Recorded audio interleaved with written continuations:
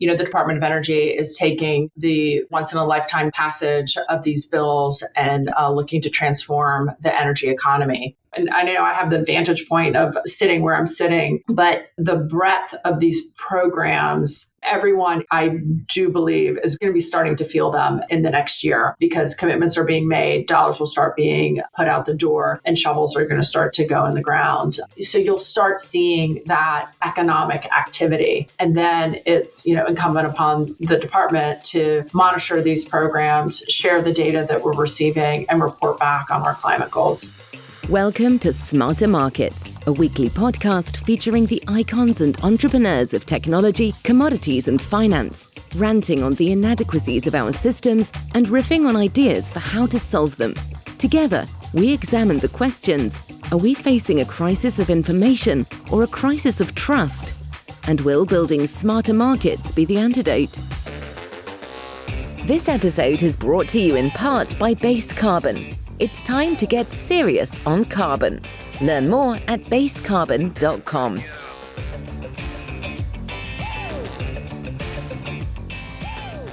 Welcome back to Carbon Frontiers on Smarter Markets. I'm Dave Greely, Chief Economist at Abex Technologies. Our guest today is Leslie Biddle. Leslie is Senior Advisor to the Undersecretary for Infrastructure at the U.S. Department of Energy and a former partner at Serengeti Asset Management. We'll be discussing how the Inflation Reduction Act of 2022 and the Bipartisan Infrastructure Bill of 2021 are transforming U.S. energy policy and accelerating the energy transition to a low-carbon economy. Hello, Leslie. Welcome to Smarter Markets. Hi, David.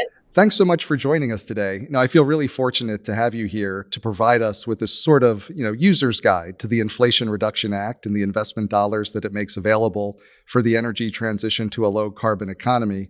This has been, one of the topics of conversation this year, so having you here to help us all understand it better is a huge help, so thank you. Before we dive into the user's guide, however, I'd like to take a step back to discuss how the Inflation Reduction Act of 2022 builds upon the Bipartisan Infrastructure Bill of 2021. Because while the $370 billion of investment headline in the Inflation Reduction Act deservedly captures a lot of the attention, I think the Bipartisan Infrastructure Bill laid the groundwork by expanding the DOE's ability to put that type of investment to work. So Leslie, can you start us off by walking us through how these two pieces of legislation have transformed the Department of Energy's ability to support investment in the energy transition? Dave, I'm incredibly happy to be here. Thank you so much. And thanks so much for your question. I really appreciate the opportunity to lay out really how the Department of Energy is taking the really once in a lifetime passage of these bills and looking to transform the energy economy. The story really begins, as you said, in November of 2021. The Department of Energy has always been the heart and soul of the research and development of the energy sector in the United States. We have 17 national labs, which are the standard bearer for R&D and science.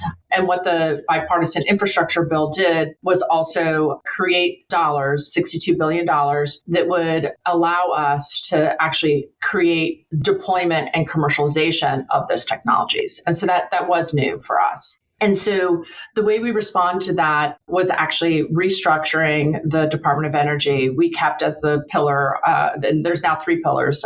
Obviously, R&D, incredibly important, always will be the heart and soul of the Department of Energy. We also have, foreign policy, nuclear policy, a separate group, and then the new office that was created, which is the Office for Infrastructure.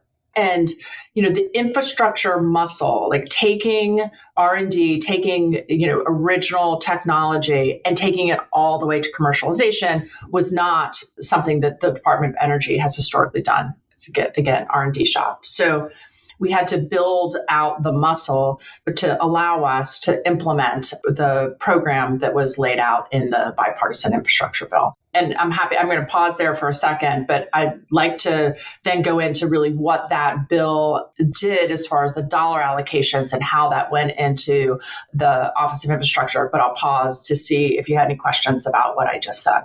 No, that's a great foundation because I think a lot of people who aren't in government don't realize necessarily the boundaries in which the various departments operate. So it's a big transition going from being primarily research and development in energy to being able to deploy, and then eventually, I think, through the investment dollars to scale. So maybe we could get into, this notion of the user's guide. As I said, and you've said, the headline number for investment dollars authorized by the IRA is massive. But can you walk us through what form does the available funding take? What is the mix of grants, loans, tax credits? Sure. So again, I'll break it down between Bipartisan Infrastructure Bill and then go to Inflation Reduction Act. So in the Bipartisan Infrastructure Bill, there, as you said, there are grants and there are loan guarantee programs, the loan guarantee program. LPO, the Loan Guarantee Program, has been around since 2008 as part of the TARP recovery program.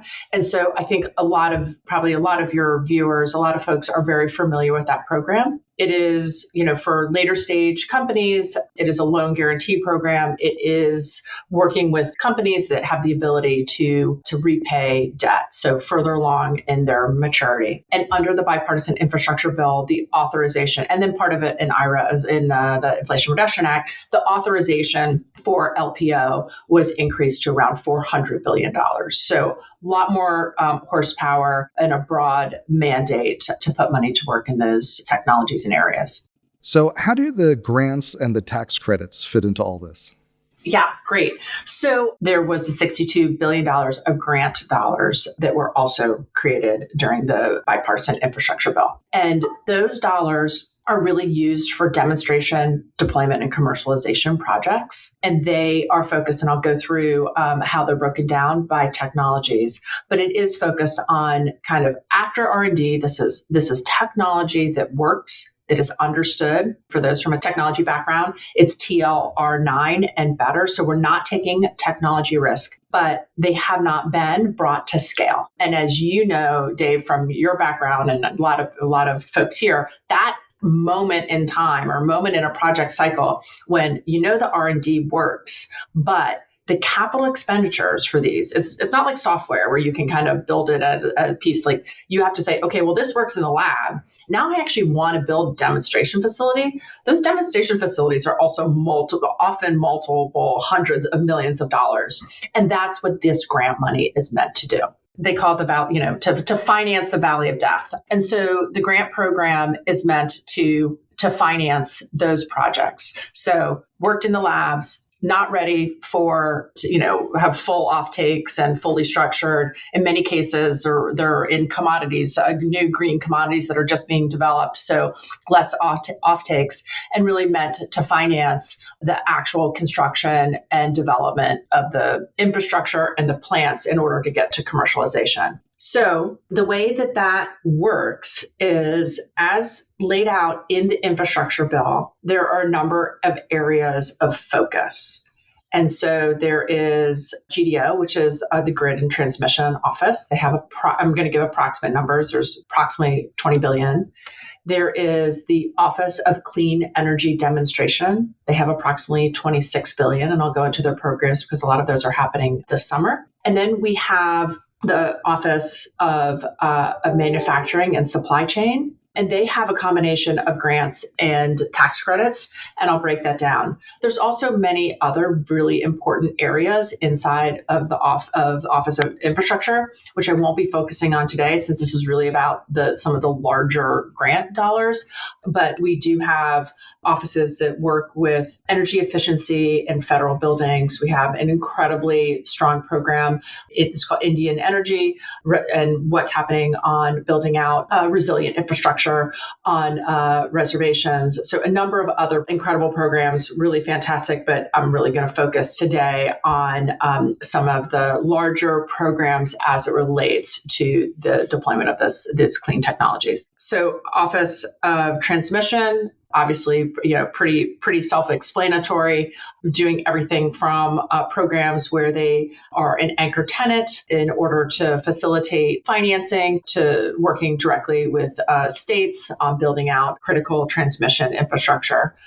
The Office for Clean Energy Demonstration has $8 billion for hydrogen hubs. and we'll spend a little bit more time on those since we have two big events that are going on with hydrogen hubs.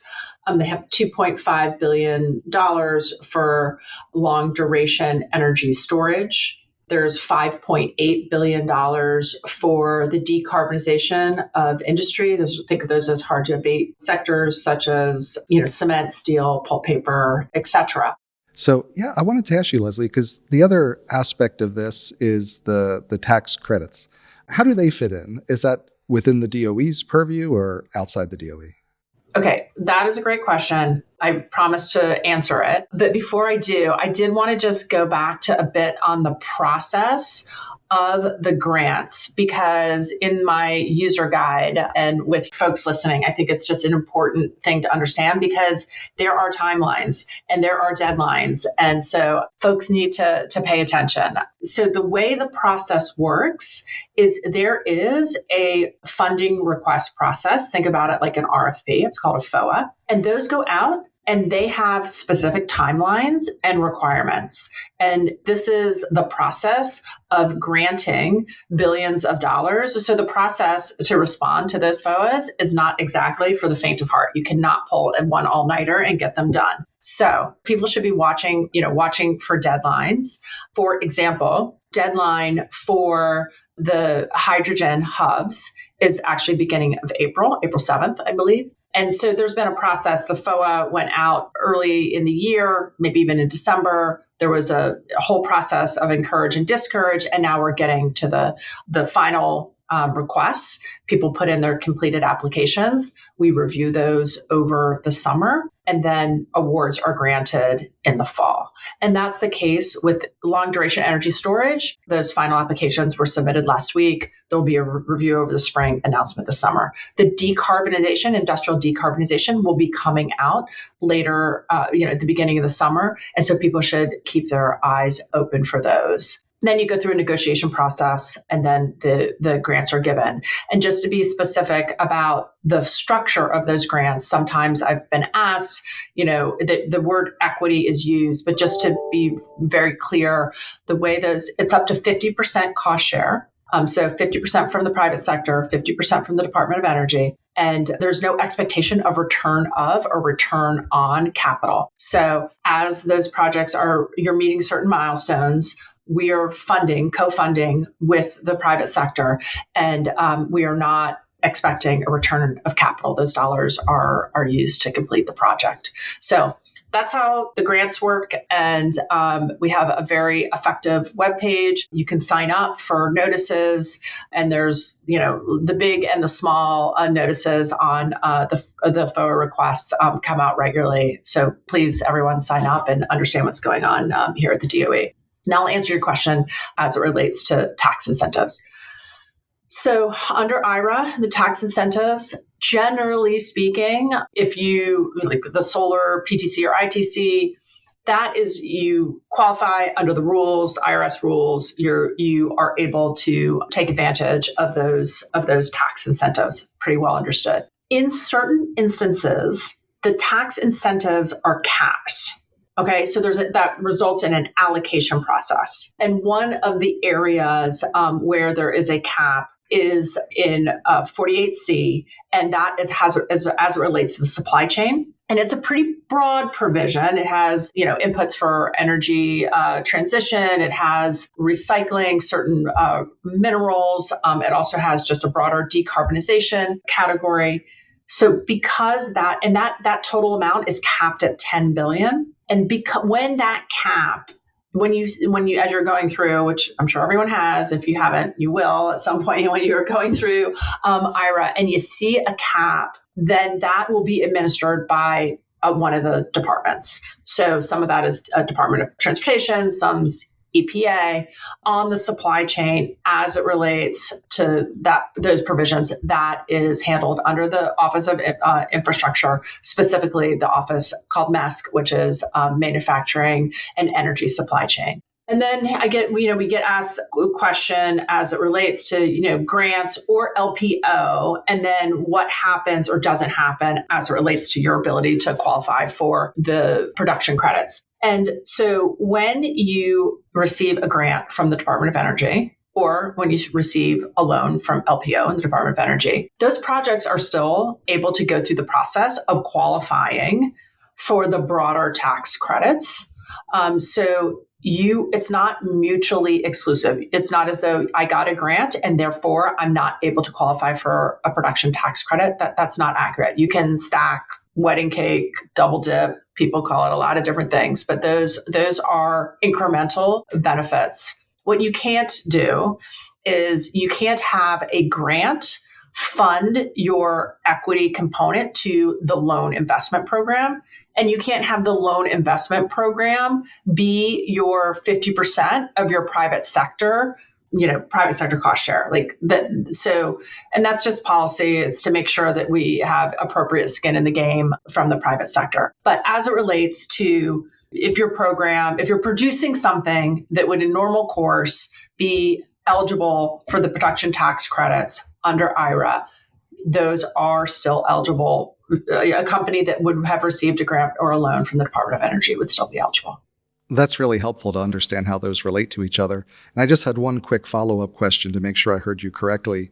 In terms of the tax credits, it sounded like you were saying that the aggregate amount of tax credits available can be subject to a cap, in which case who gets those tax credits has to go through a departmental process to allocate those. So just because you can't just do the math and say, well, there's going to be so many more $1 billion spent because I can apply this tax credit, there's an aggregate cap.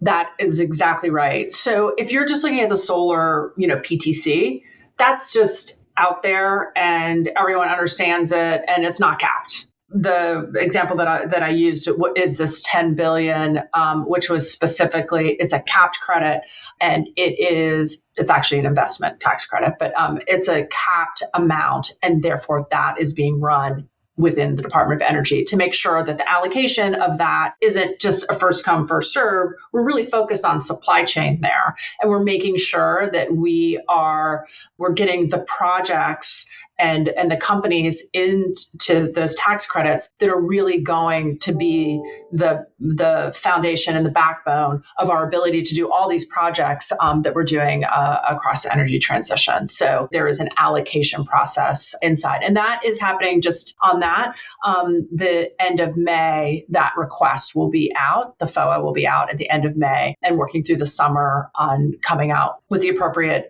awards and allocations of that award.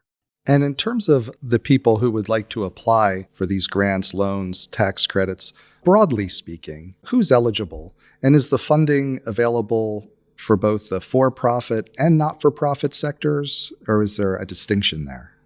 So both for-profit and not-for-profits are eligible. That is the case for grants and for the loans. In addition, which people may have noticed, but if not, they should underscore that even the tax credits this time versus in previous, there is a direct pay component, which would allow not-for-profits to take advantage of the tax credits as well. So that's new in IRA. So not-for-profits, for-profits, both eligible. But we are, these are American companies. There is definitely foreign ownership in various parts, but these are majority owned American companies. There is no kind of, the secretary was in Sarah Week, 2 weeks ago, and she said, this is a unapologetically American policy. And so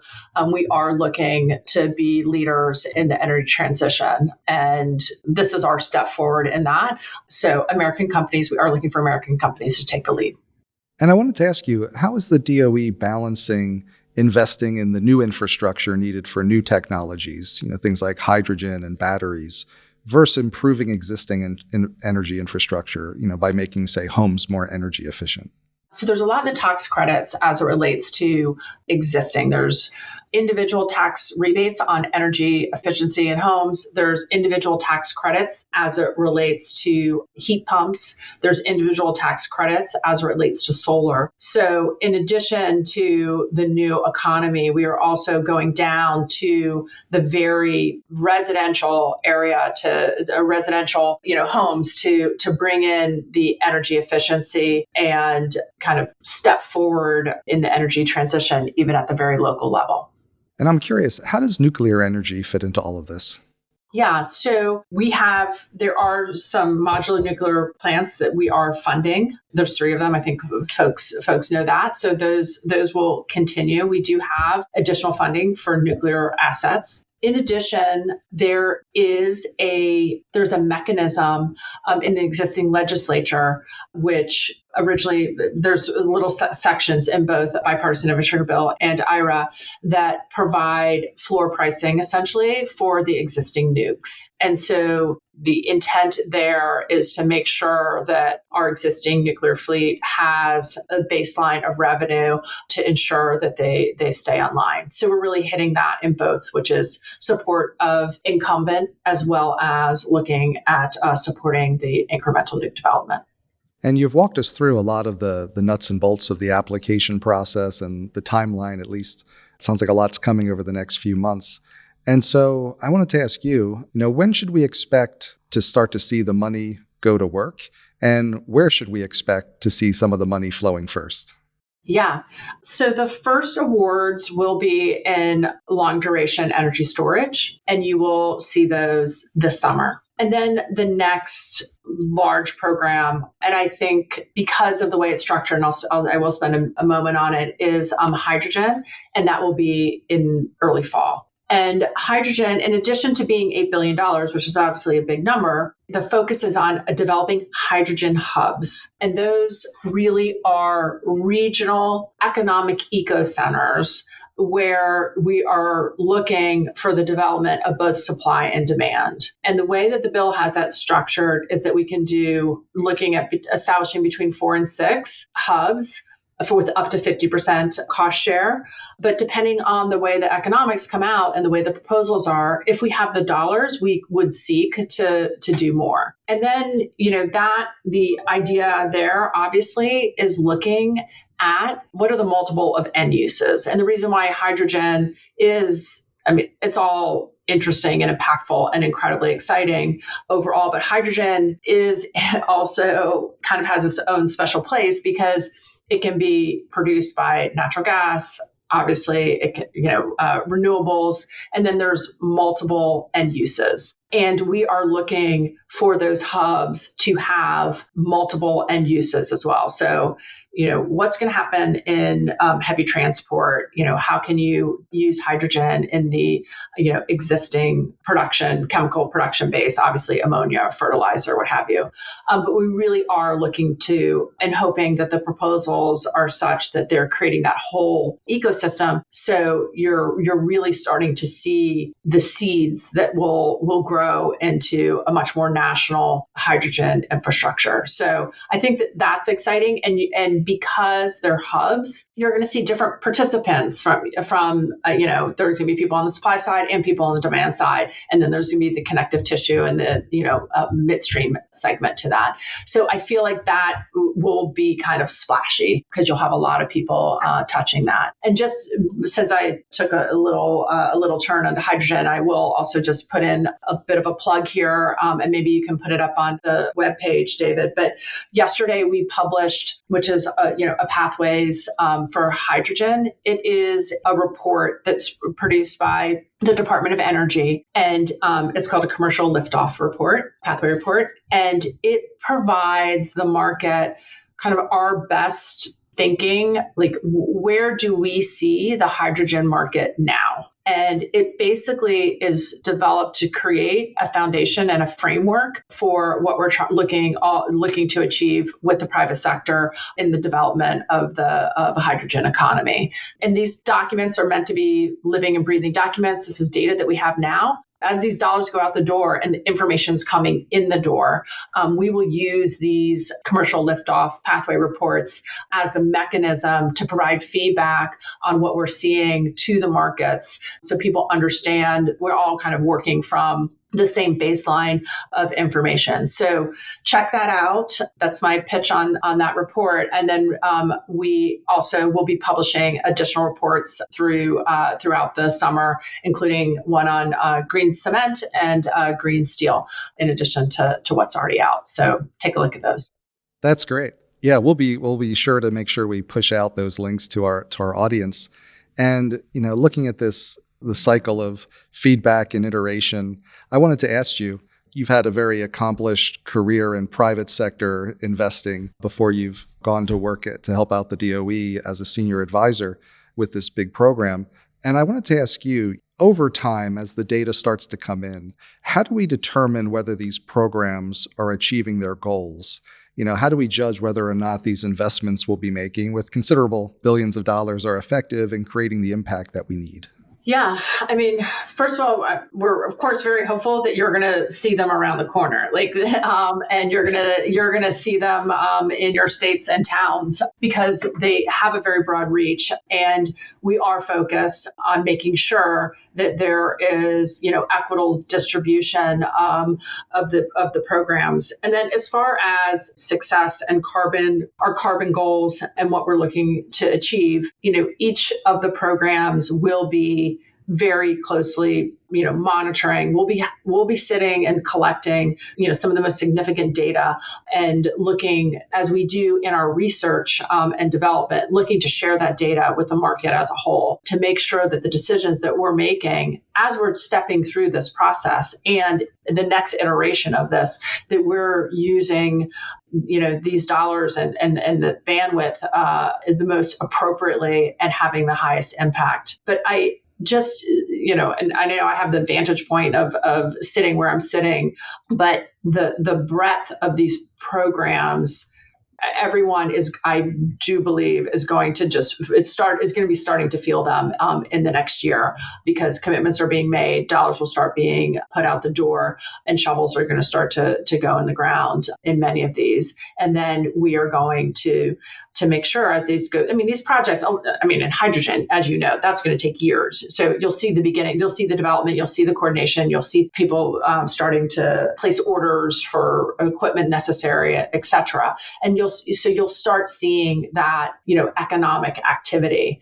And then it's, incumbent upon the department to monitor these programs, share the data that we're receiving, and report back on our climate goals. And it sounds like things are moving incredibly quickly. You must be unbelievably busy. So we really appreciate you taking the time to help us understand all this a little bit better. So thank you for that. And before you go, I just wanted to ask you, maybe there's enough happening right now, but I was curious, what's next? Well, yeah. So right now it is true. We're very much in execution mode. We have a lot on our plate. And I think that the ability to decide what's next has to come after the point where we have seen what the market is telling us as it relates to what we have on, what we're doing this summer and through this year, to then really decide where are the gaps.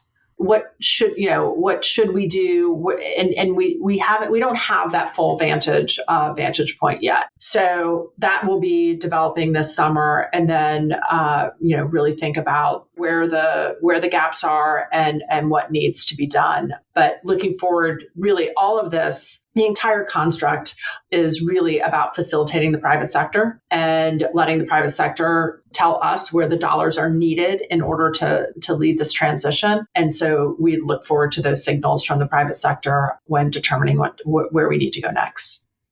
Thanks again to Leslie Biddle, Senior Advisor to the Undersecretary for Infrastructure at the U.S. Department of Energy and former partner at Serengeti Asset Management.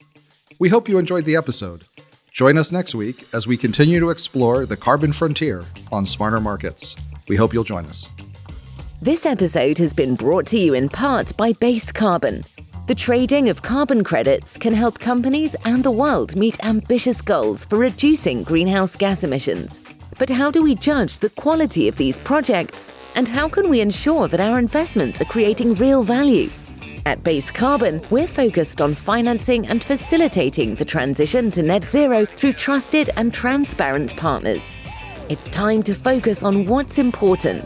It's time to get serious on carbon. Learn more at basecarbon.com. That concludes this week's episode of Smarter Markets by Abax. For episode transcripts and additional episode information, including research, editorial, and video content, please visit smartermarkets.media. Please help more people discover the podcast by leaving a review on Apple Podcast, Spotify, YouTube, or your favorite podcast platform. Smarter Markets is presented for informational and entertainment purposes only. The information presented on Smarter Markets should not be construed as investment advice. Always consult a licensed investment professional before making investment decisions.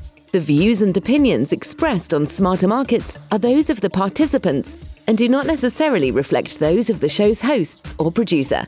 Smarter Markets, its hosts, guests, employees, and producer, Abax Technologies, shall not be held liable for losses resulting from investment decisions based on informational viewpoints presented on Smarter Markets.